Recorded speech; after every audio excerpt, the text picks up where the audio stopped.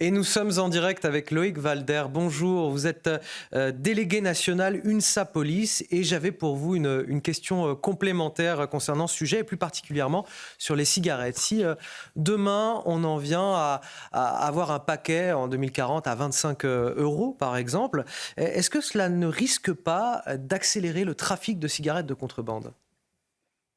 Bien, bonjour, tout à fait. Vous savez, quand vous augmentez le prix d'un produit ou même que vous allez l'interdire, vous allez créer une tentation chez les consommateurs, chez les fumeurs, d'aller chercher un marché parallèle, d'aller chercher des produits moins chers via de la contrebande, de la contrefaçon.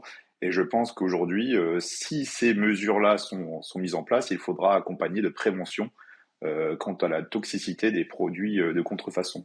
Alors justement, depuis 2005, le prix des paquets de cigarettes a déjà plus que doublé. Il a augmenté de 100%. Est-ce que ça a déjà fait, entre 2005 et 2022, augmenter le trafic de tabac en France? Le trafic de tabac, c'est quelque chose qui était déjà bien présent, pour lequel on lutte tous les jours. Maintenant, une augmentation, vous pouvez avoir une augmentation de la contrebande des Français au niveau des frontières qui vont aller chercher dans les autres pays, mais au niveau de la contrefaçon en elle-même, il y a une lutte qui est faite au quotidien, et donc là, on n'augmente pas au niveau du trafic en lui-même.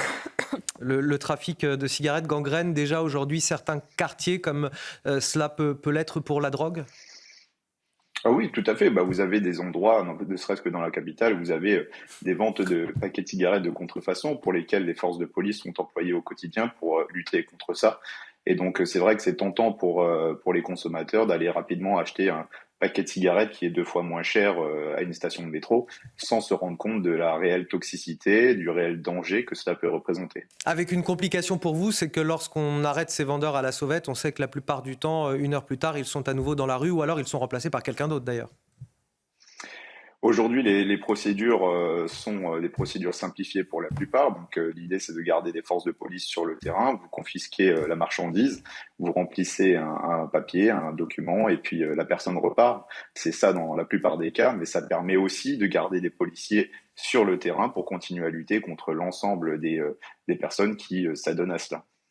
Merci infiniment Loïc Walder pour cet éclairage. Vous êtes délégué national UNSA Police. Merci pour votre participation ce matin. Guillaume